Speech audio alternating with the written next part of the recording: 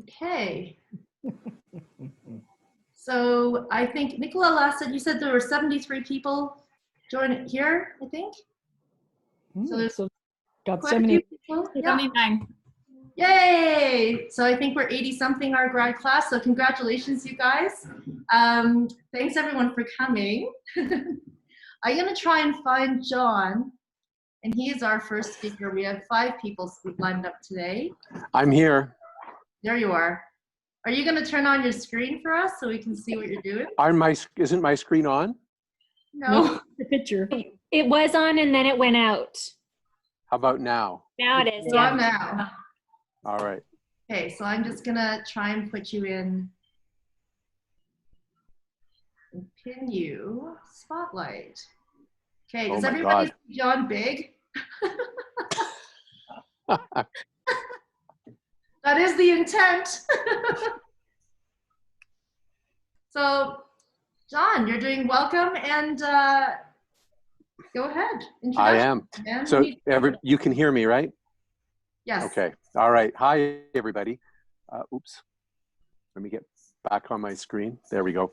Hi, everybody. Welcome to a completely bizarre convocation. I never thought that I would be doing this while sitting at Emerald Lake.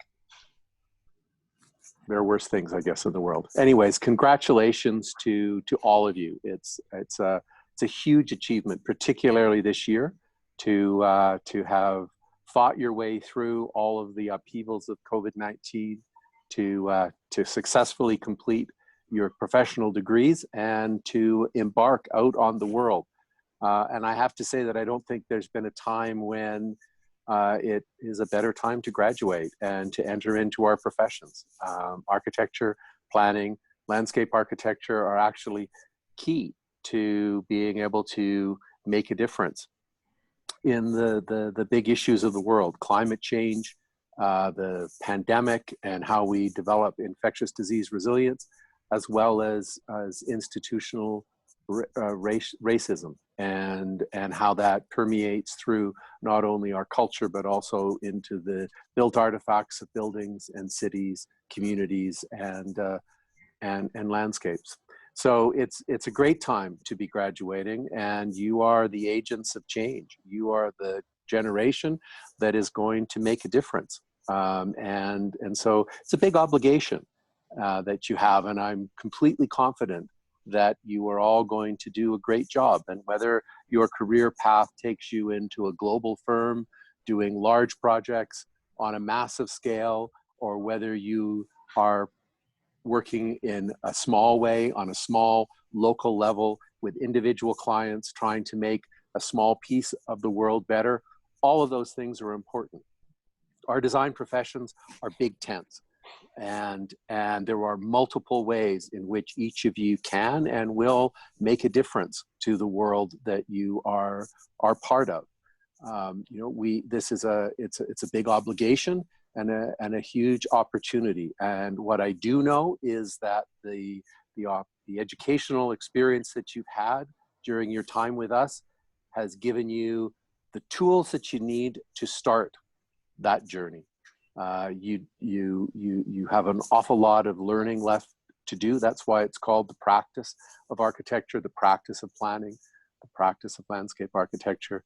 And I encourage you to never stop learning, to use the critical skills that you've developed, that you will develop further, the enthusiasm, the creativity that we have seen every day in your work. While you've been with us, and use it to good end. The world needs you. We need you, and I'm going to look with great interest at how you are all going to change the world. So please stay in touch. Come to Design Matters when we get back on our feet again, when we're actually able to join, and we will celebrate in person when we see you all again. But in the meantime, congratulations for working so hard. This is a big accomplishment. There are big issues to solve out there, and I know you're going to do a great job. So congratulations, everybody. Thanks very much. Hey, John, I'm just going to interrupt for a couple of seconds here. So pleased to see all of you. I'm Drew Marshall. I'm the Provost and Vice President Academic at the University of Calgary, and I'm just dropping in to say congratulations, graduates. We're all so proud of you, and we really look forward to seeing what you're going to do with your future careers. I hope you stay connected, and please take the time to celebrate, but in a COVID-friendly way. Chat soon. Bye for now. Congratulations again. Thanks, Drew. That's really great that you dropped by. Appreciate it. Thanks, John. Andrew, I don't know if she's still here, but that was a really fun little bomb there. She must be doing the circuit tonight. That's right. That's wonderful. So next up we have, everybody's familiar with Lilith Holder, your 2019-2020 SA president. She's also a graduate of the Master of Planning program. Lilith? Hi, Vita. Hello, everybody. Can you hear me? Yeah. All right. So I prepared a speech for everybody today. Let's do this. I've never done this before. So first, I would like to begin by addressing that we are the first group of students in recent history to graduate under these unique conditions. With social distancing in effect, we had to switch gears quickly and adapt to new ways of learning and moving forward with our projects. And I think it's been successful as far as SAPL goes. This major lifestyle and systemic shift has brought many questions to the students in our faculty, and I hope that you're able to find solutions to these major issues in your future careers. So while working from home benefited some of our students by cutting down long commutes or spending more time with their families, it was certainly more difficult for other students who live alone or couldn't fly home to see their families this year. So when these concerns were starting to emerge at SAPL, something important happened. The faculty, the Student Association, and the students stepped up to ensure that no one was left to struggle with this on their own. And there was a healthy mix of formally organized and grassroots initiatives happening, with individual students who lent their extra laptops to others when their computer lab closed. And meanwhile, the SA supported the student mental health and well-being by gathering a list of tools and resources for students in various situations. The faculty and the SA also partnered to move student portfolios to an online platform with a year-end show. So unlike the previous years where people had to physically attend the show, the online platform had the ability to reach an international audience. Last year's count included about 500 physical attendees at CBD Lab, and this year's online reach counted over 2,000 viewers from all across the world, everywhere from Australia to Japan. So I guess what I'm trying to say is that this faculty is made up of an outstanding student body and staff, each contributing greatly to student success of coming out on top during this pandemic. And as parting words, I'd like to say that nothing brings a community together like a common challenge. And SAPL community consists of a vibrant diversity of students who helped each other succeed from the first day of orientation to the graduation day. And I hope we all continue to take that interdisciplinary and cooperative approach in the future and grow to become successful role models to the members of our communities. So good luck to you all, and it's been a pleasure to work and study alongside all of you, and congratulations to the class of 2020. Thank you. Thanks, Lilith. Woohoo! We should have like a pre-recorded everyone clapping, because only one person can clap at a time. Learning lessons for next time. So we also have a few guests. I'm very happy that people from our industry and broader community were able to join us tonight. I think it really starts to help us understand who we're working with and who you guys are going to become in the future. And I think that's really exciting. So we have Matt Williams, who's the president of the ALA and also principal at O2, one of Calgary's leading landscape architecture and planning practices. Matt, are you here? I am here. Can you hear me? Yep. I'm gonna just see if I can. If you say something, I think you'll pop up.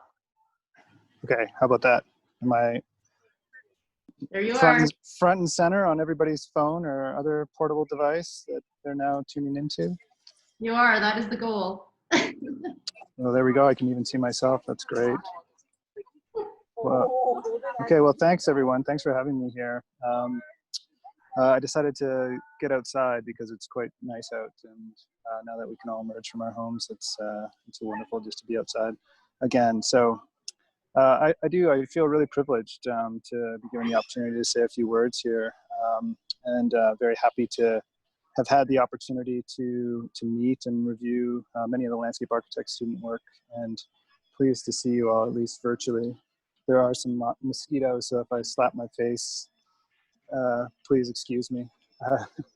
But I wanted to start as I was thinking about what to say and give you guys some words of wisdom or inspiration, but with a quote that's actually resonated with me for quite some time, and it's something that I wrote on the studio wall when I was in grad school. I went to the University of Guelph, but it still resonates really with me today, and it's a quote from Walden, and it says, it's something to be able to paint a particular picture, to carve a statue, and so to make a few objects beautiful, but it is far more glorious to carve and paint the very atmosphere and medium through which we look, which we morally can do to affect the quality of the day. That is the highest of the arts.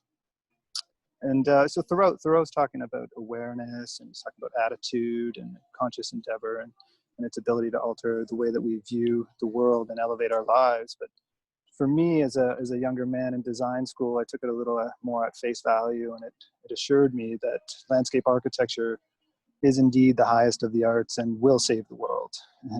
And today, after some years of practice, I do remain convinced that it will, and along with the other design professionals, knowing that there are a lot of architects and planners on the call today too, so I'll include you in that for sure.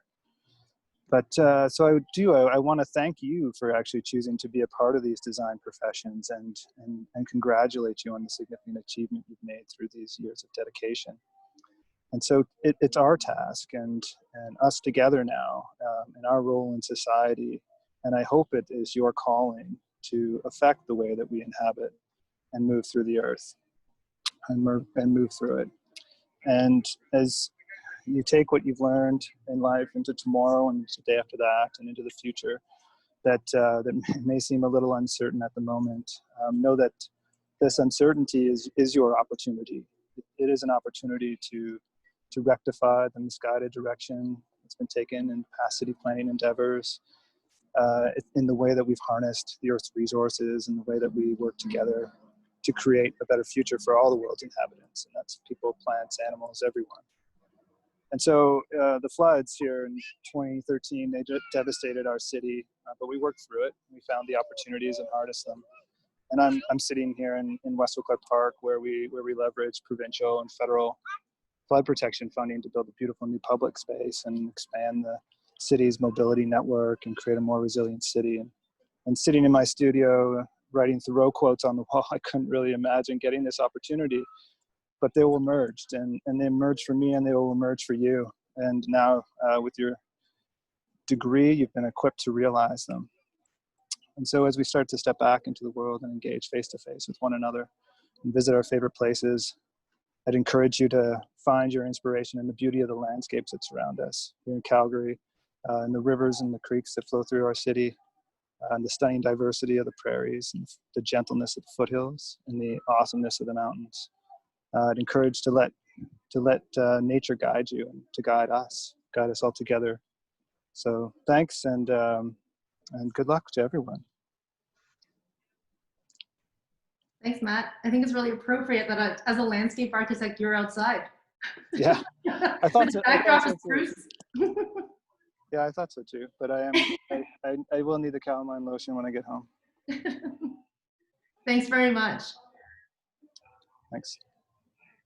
So the next person we have up, we have a guest, Elsa Lam, who's the editor of Canadian Architect. She's a friend and a colleague of many of our faculty and alumni members. I'm really happy to introduce her. Elsa, are you here? Hi, how are you? Good. All right. I'm not outside. I'm in Toronto, so it's kind of getting a little bit darker here. So here I am inside. Um, so so thanks for inviting me. It's a privilege to speak to all of you, and congratulations, first off, on graduating in these very strange times. I pivoted. I was in architecture school at a different architecture school in Canada a while ago. I started my career that way, and then went on to do some graduate work in architectural history and theory, and then ended up through a number of twists and turns finding my way to become editor of Canadian Architect magazine. And you know, all along the way, it's interesting because even though I don't practice as a designer, there is so much that I learned from architecture school that I think is super valuable for whatever kind of path you take. And one of those learnings is really about the design process. And it's a process that is not a straightforward thing necessarily. And in my experience, you know, some of that was individual work and some of that was group work. There's a lot of great moments. There's also a lot of frustrations. But then when I look back, it's ultimately about trying to, you know, being given a site and, you know, and doing a lot of research, whether that means looking into the history of the site, taking photographs of it, listening to different kinds of user groups, whether real or imaginary, that would inhabit that site, and you know, trying to flesh out a program and trying to flesh out an appropriate inhabitation of that site. And you know, and there's a lot of negotiation that goes on through that, whether it's with your colleagues or with your studio profs, and you know, and a lot of going back and forth, iterating things, trying things out, and when they don't work, you know, tweaking them, starting again, and all the combinations of all of those things going on to try to arrive at something that really reflects both your process and the kind of spark of original idea that you bring to it. But I would say, you know, a lot of it represents all of the things that you've learned about that site through this process. So I think that this process, whatever path you take, that this process can apply.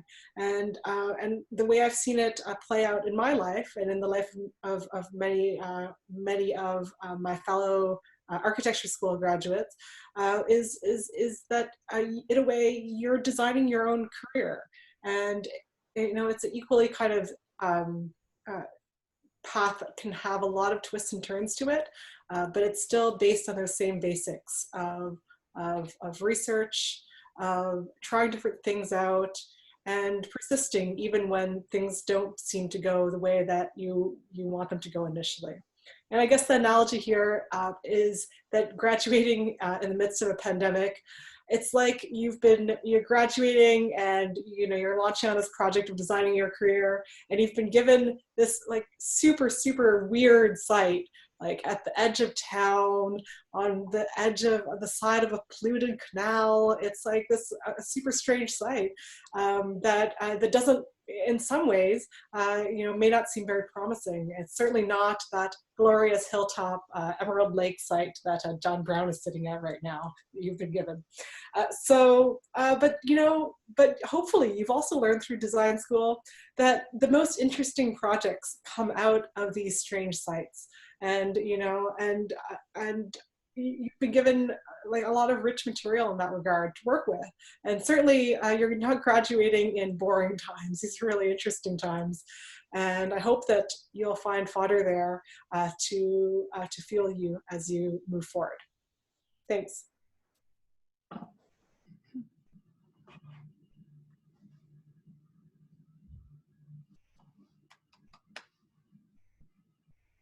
I forgot to unmute myself. Thanks, Elsa. Yeah, I like the point of designing your own career, and that this is an opportunity for something completely different. And thank you, that's very meaningful. Our last speaker for the evening is Wanda Dalla Costa. I think many of you know Wanda. She's an alumna of our MArch program from, I think it's 2001. She was here in 2018, so some of you might have heard her as a guest speaker of the Indigenous Design Thinking Symposium. She's also the first licensed Indigenous female architect in Canada, so we're very proud of her, and currently teaches and practices in Arizona. Wanda? Hello, everyone. Happy to be here. Happy to see all these familiar faces. I do not have an actual, I can't go outside right now. It's 44 degrees in Arizona. So I am hiding inside for the rest of the summer. We can either camp up north or we stay inside and hide. So I've got a beautiful virtual background of the desert to share with you. But I wanted to share a story of what I did when I graduated. I ended up going to India to spend a year to volunteer for Balkrishna Doshi in Gujarat, in Ahmedabad, Gujarat, which is one of the amazing city, the best curry you'll ever taste, because some comes from there. It sounds like a dream, but I'll let me wait a sec before I tell you how that story ended. Let's talk about the present for a second.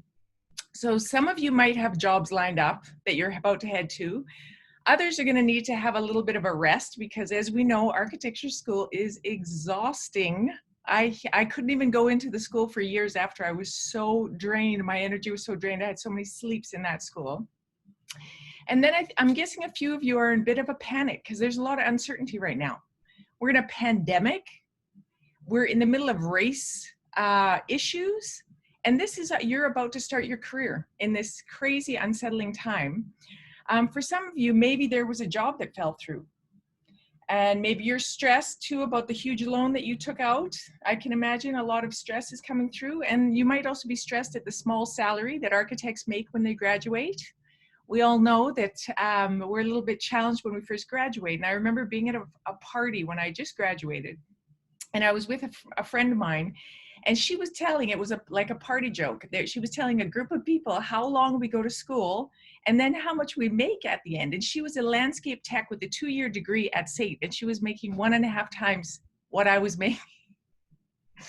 And, you know, I'm still really phenomenal good friends with that girl. She's amazing. And maybe I might have surpassed the salary that we made back 20 years ago, and I might be making a bit more than her. But I think most importantly, I think I really love my job. She works for a big firm. I now work for myself. I'm autonomous, which is really beautiful, and it makes you happy.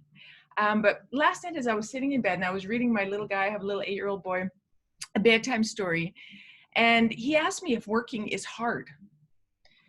And I said, well, I guess it is hard if you don't love your job. It can be really hard. But I think it's really about fit. And a lot of the people that are talking to you today talked about this. You know, when I talked to my boy last night, I was like, well, what are you good at? And we were trying to have this conversation about what his fit is for the perfect job for him. And I think we had some ideas, but I think in terms of fit, I chose to work in the heart of race.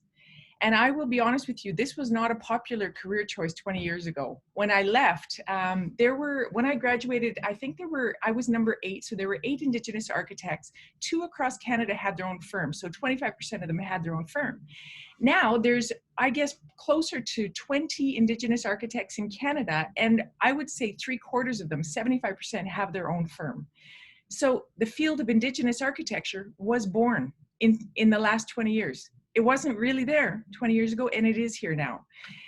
So I think this is a lesson, I think, to think about, that what you imagine your career to be, you might actually have, like as Elsa said, you might have to imagine it. It might not exist already. And so let me get back. I'm gonna get back to how that graduation's adventure ended. So there ended up being riots in India that year. It was related to religion. And there were 17 or so foreigners in Gujarat. Some EVDS students were there. We were hiding in the girls' dorm. There were men and women hiding in girls' dorm. 5 days, we barely ate. And we were rescued by the Swiss consulate in the middle of the night and transported to an airport to safety. The world was unsettled then, and it's unsettled now. But I think those experiences, good, bad, crazy, change us, inspire us, and show us where imagination and creativity are needed. So when you head out, you're about to go into your big life adventure. And when you head out there, I think you need to ask yourself, what does the world need right now? What are you interested in?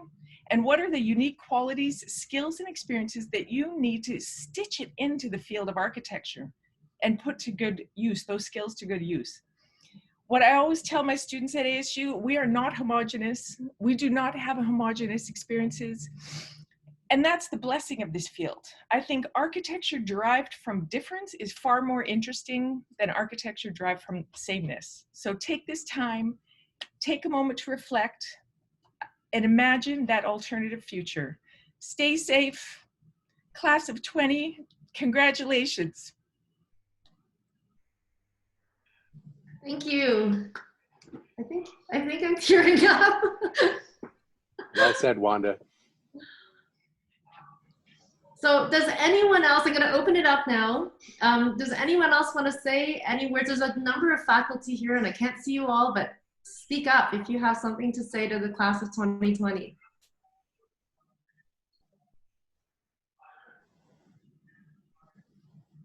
Very quiet faculty. Well, I don't think anybody needs to hear anything from me ever again. You're the favorite prof though, so. Well, no, hardly. No, it's just that I remember Wanda as a student, and you know, we've been in the business for 50 years of environmental design, going back to when I was a student, and so many of us, you know, were born through that catalyst of becoming. And I think Wanda's absolutely right. We're all on this voyage of becoming, and the really great thing about it, like, why do I come back? Why am I here? It's not for research, and it's really not for teaching, and it's really not for the money, haha. It's because I get to know the students. I get to become an observer, hopefully at part of the time a participant, a friend, a mentor, but I get to know the students, and I get, hopefully through it, either teaching or administration or simply being open to wanting to talk to them in so many ways when they have a problem, that I can be a friend. That it's about the development of people. Good people do good things. And the real joy of being here for me, and I think it's been for you, you have made friends here, possibly even found lifelong partners here. There's something magic about the people. There's something magic about the process of becoming, of learning, of doing, of designing, that pulls us all together in a really, I think, special way. That's the hallmark of formerly EVDS and now into SAPL. And I think it's something that we'll always take away with us, we'll always have. And that when John says keep in touch, and when people say keep in touch, they really mean it, because we, you know, you are special people, and you're joining a community, a larger community of special people that will remember this experience and will have grown through this experience. And as I like to say to my classes, we're not different. We're not professors, we're not faculty. We're all architects, landscape architects, and planners at different stages of our careers. And the fact that we can share that and share that growth is something I think that is what keeps me, you know, enthusiastic and loving my job, and that I hope you will take away with you and know that you will always have a home.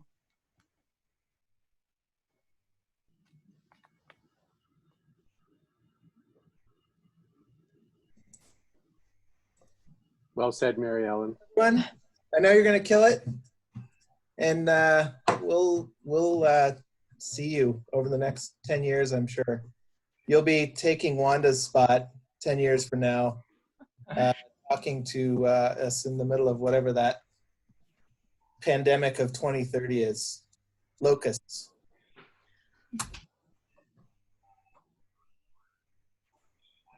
I just want to say congratulations to everyone.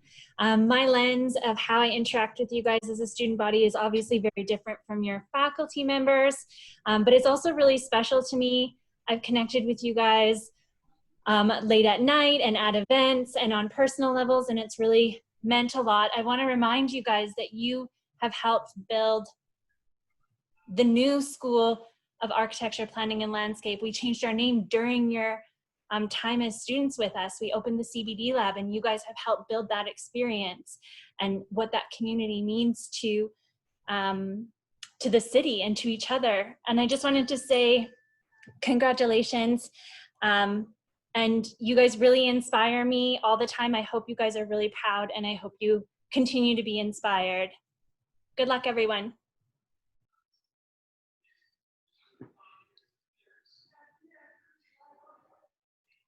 Is there anyone else? Thanks, Jess. That was so great. Okay, so we might have one last surprise for you guys. A number of us have made something to hold up to show you guys for congratulations. I'm hoping this works. So if we go gallery view.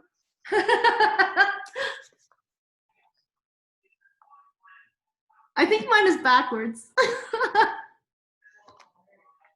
And then that's it. Thank you, everybody. Congratulations, and wishing you all the best. Congratulations, everybody. Congratulations. Congrats. Hooray, congratulations. Good job. Celebrate. Celebrate, that's right.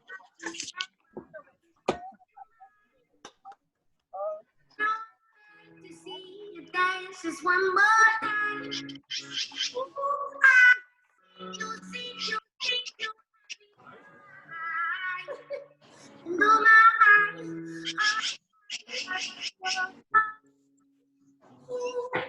You make me wanna cry. Now I'm big to see you dance just one more time.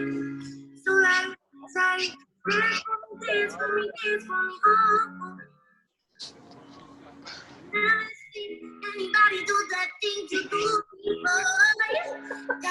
Say, move for me, yeah. And when you're done, I'll make you do it all again. I said, oh my God, I see you walking by. Take my hands, my dear, and look me in my eyes. Just like a monkey, I've been dancing my whole life. But you just beg to see me dance just one more time. Ooh, I see you every time. Do my eyes, I like your style. You make me wanna cry. Now I'm free to see you dance just one more time. So I say, dance for me, dance for me, dance for me, oh. I never seen anybody do that thing you do before. They say, move for me, move for me, move for me, yeah. And when you're done, I'll make you do it all again. They say, dance for me, dance for me, dance for me, oh. I've never seen anybody do that thing you do before. They say, move for me, move for me, move for me, yeah. When you're done, I'll make you do it all again.